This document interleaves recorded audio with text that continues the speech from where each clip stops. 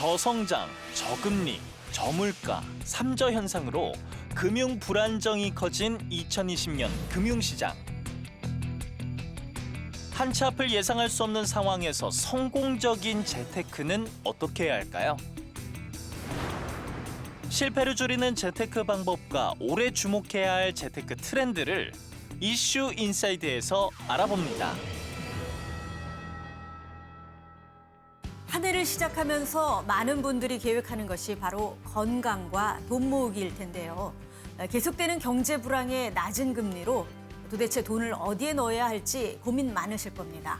올 한 해 내 지갑을 두둑하게 만드는 재테크 전략 어떻게 세워야 할지 두 분 재테크 전문가 모시고 자세히 알아보도록 하겠습니다. 안녕하십니까? 안녕하십니까? 네, 본격적으로 얘기를 나누기 전에 올해 그 새해 경제 전망부터 짚어보도록 하겠습니다. 뭐 간단히 좀 얘기를 해주시죠. 올해 그 경제 기상 전망은 처음에는 맑음 후 흐림으로 예상을 했었는데 상반기 지금 맑음으로 예상을 하는 이유는 G2 무역 분쟁의 1차 해결이 타결이 되면서 휴지기에 접어들었고 그 국가의 정책 공조로 인해서 경제 성장 회복의 기대가 예상이 되고 있기 때문입니다. 실질적으로 2019년도 12월부터 반도체 경기의 회복의 기대감이 시장에 선반영되면서 국내 주식시장의 반도체 섹터들이 큰 폭으로 상승을 했고요. 예. 그리고 국내에는 선거 그리고 동경올림픽 등은 시장에 있어서 긍정적인 요인으로 받아들여지고 있지만 미국의 대선 등이 놓여있는 그 하반기에는 불확실성의 확대로 인해서 그 경제 기상 전망은 흐림으로 예상이 되고 있습니다. 이란과 이제 미국의 그 무역 전쟁이 심화되면 자칫 큰 위기가 올 수도 있기 때문에 흐리다가 폭우가 내릴 수도 있는 상황인 것 같습니다. 그리고 한국 시장 같은 경우에는 이제 유동성이 시장에 많이 풀려 있는데 이런 자금들이 지금 부동산으로 많이 쏠려 들어가서 지금 부동산 가격이 굉장히 올라져 있는 상황인데 이렇게 글로벌 경기가 만약에 크게 악화가 되면 부동산도 또 침체기가 올 수 있기 때문에 그런 거를 좀 대비해야 될 것 같습니다. 녹록치 않은 경제 환경인데요. 본격적으로 이제 재테크 전략으로 들어가 보도록 하겠습니다. 2020년 재테크 어떻게 접근하는 것이 좋을까요? 두 분 간단히 말씀해 주시죠. 2020년은 미중무역 1단계가 타결된 이후에 순탄하지 않은 2단계, 3단계 진행 과정이 놓여 있는 상황이고요. 시장에는 큰 변수로 작용을 하는 만큼 안전자산에 대한 투자 비중을 감소한다기보다는 중립을 유지하면서 그리고 위험자산의 투자 비중을 탄력적으로 확대해야 될 시기가 아닌가 생각을 합니다.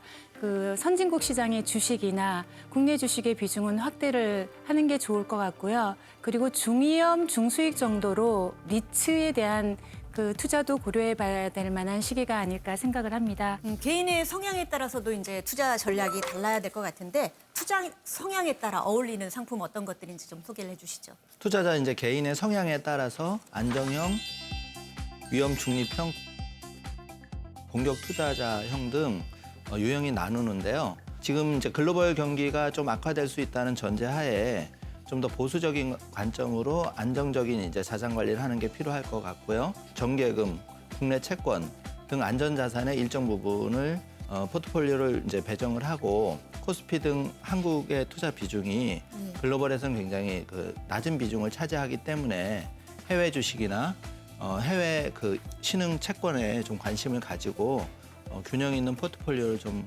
새해는 짰으면 좋겠습니다. 본격적인 이제 금융 상품으로 들어가기 전에 먼저 전문가들이 바라보는 올해 추천 또는 비추천 상품이 있다면 좀 얘기를 해주시죠. 2020년 새해도 여전히 이제 그 유효한 그 추천 상품으로서 ELS 주가 연계 증권 상품도 좀 고려를 하실 것 같습니다. 다만 이제 이 상품에 투자할 때 그 유의하실 점이 있는데 기초 자산이 지금 최근 홍콩 사태 등 H주가 편입된 거는 좀 조심을 하셨으면 좋을 것 같고 그다음에 이제 그 유로스탁도 아직 그 브렉시트 이슈가 아직 남아 있는 상황이기 때문에 그런 거를 조금 고려하셔서 ELS 투자도 좀 투자 시 주의를 하셨으면 좋겠습니다.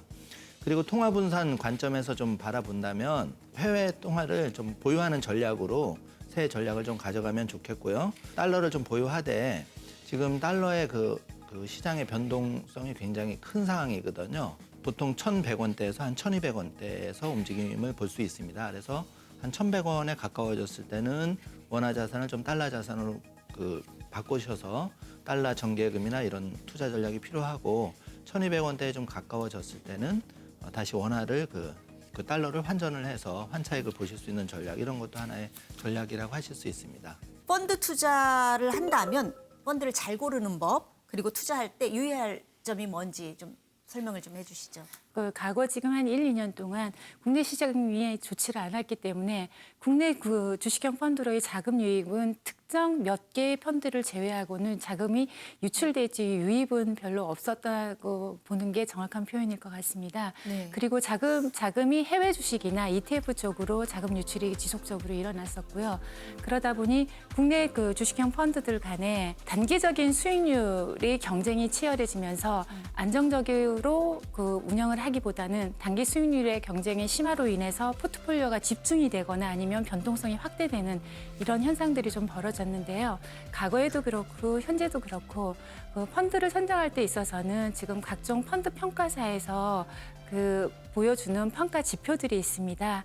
그 평가 지표들을 보시고 단기 수익률에 포커스를 맞추기보다는 벤치마크 대비해서 성과가 우위에 있는 펀드 또는 위험 성과 지표들을 분석을 하셔서 올바른 펀드를 선점을 하시는 게 중요하다고 생각을 합니다. 이제 위험 자산 투자에 대해서 저희가 다뤄봤는데요. 이번에 이제 안전 자산 상품이 어떤 것이 있는지 한번 얘기 나눠보도록 하겠습니다.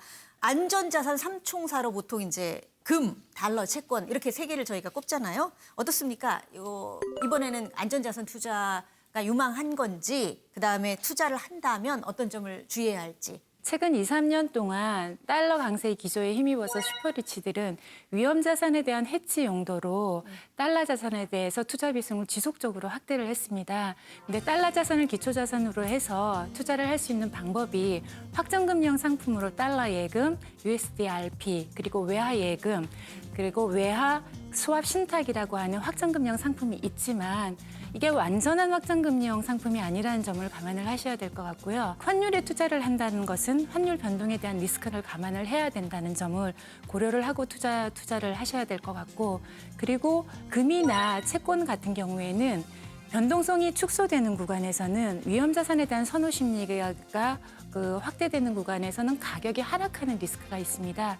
그렇기 때문에 진입 시기나 투자할 금액에 대해서는 잘 고려를 해서 선택을 해서 투자를 하시는 게 중요하다고 생각합니다. 안전자산 여러 개 말씀하셨지만 달러 투자는 어떻게 접근하는 것이 좋을까요? 네, 사실은 뭐 이렇게 작년부터 사실은 부자들이 많이 사서 보유하시고 또 달러 ELS나 달러 정기예금이나 투자를 많이 하셨는데 그 가장 큰 이유가 이제 환차익이 또 사실 비과세되는 매력이 있어요.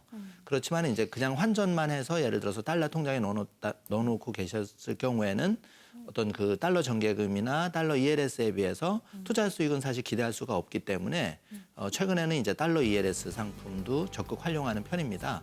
예를 들면 이제 목표 수익률이 한 5% 정도 되는 달러 ELS 상품에 가입을 하셨다 그러면 환차익 플러스 이제 목표 수익률까지도 챙길 수 있는 그런 부분이 있어요.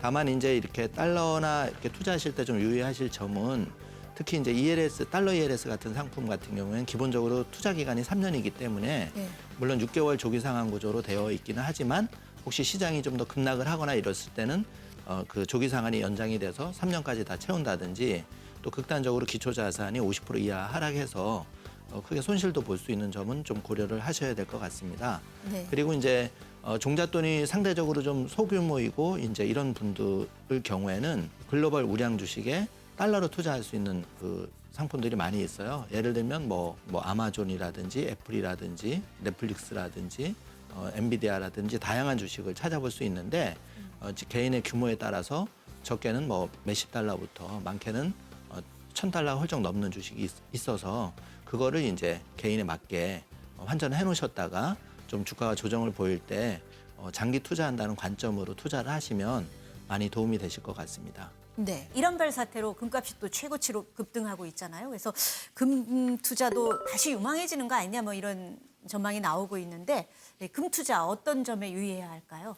금 투자도 상품으로 본다면 금융 상품에 해당하기 때문에 이것도 과세가 된다는 점을 유념을 하셔야 될 것 같고요.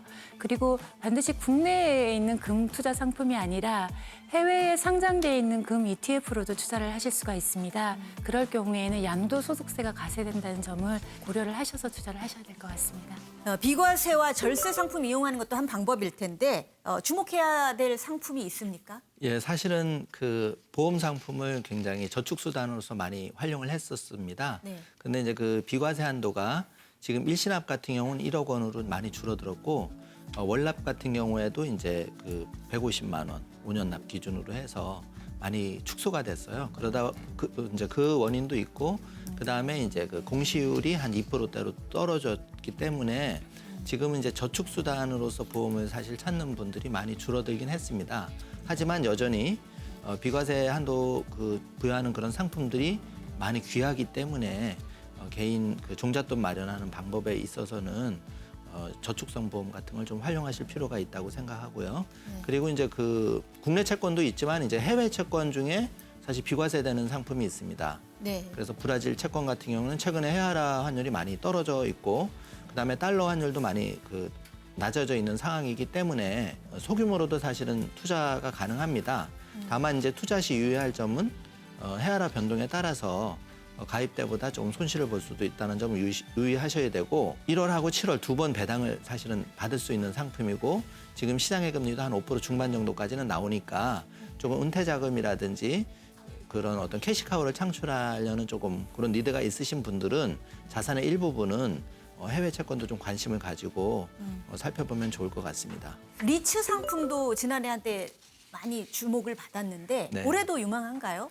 예, 리츠 상품이 사실은 좀 유망하다고 보여지는데요. 그 네. 이유는 부동산을 실물로 투자하거나 하시면 사실은 보유세라든지 세금이 만만치 않고 또 이렇게 목돈을 투자하셨는데 부동산 특성상 자금을 회수하기가 쉽지가 않아요. 그래서 이제 리츠 상품의 인기가 이제 그래서 올라간다고 볼 수 있는데 소액으로도 사실 투자할 수 있는 게 이제 리츠 상품의 가장 큰 장점 중에 하나고요. 또 자금이 필요할 때는 언제든지 또 환매를 통해서 빠져나올 수 있는 점이 장점입니다. 그리고 또 세금 부담에서도 장점이 있기 때문에 리츠 상품의 구성을 잘 살펴보시고 네. 일정 부분은 좀 투자하셔도 좋을 것 같습니다. 마지막으로 이제 재테크 투자를 이제 고민하시는 분들께 조언을 해주신다면 두 분이 각각 좀 한마디씩 해주시죠. 70년대 미국의 대부호이면서 석유화했던 폴 게티라는 일화가 대단히 많은데요. 돈과 관련된 일화 중에 이런 게 하나 있습니다.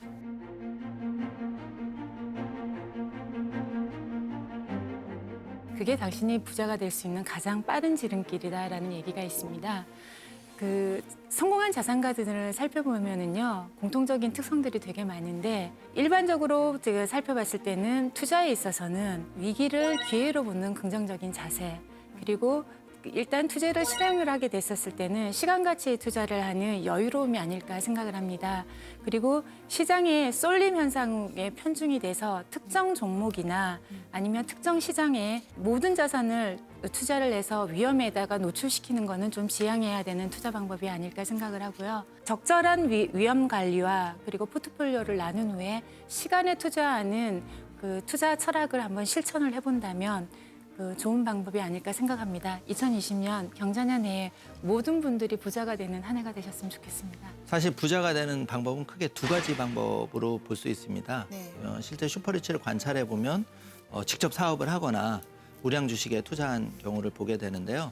사실은 이제 요즘같이 어려울 때 직접 사업을 하기는 매우 어렵습니다. 그래서 저희가 일반 우량 주식, 국내든 또 해외 주식이든 관심을 가져야 되는 이유기도 하고요. 사실 종잣돈 마련부터 이렇게 재테크 다이어리로 좀 바꾸셔가지고 뭐 3천만 원 마련할 거야, 5천만 원 마련할 거야 이렇게 명확한 목표를 좀 기록을 해놓으시고 실천을 하신다면 2020년 새 재테크는 좀 더 성공 확률이 높아지리라고 생각합니다. 다양한 금융 상품 가운데 나에게 잘 맞는 상품을 선택하기란 쉽지 않겠죠.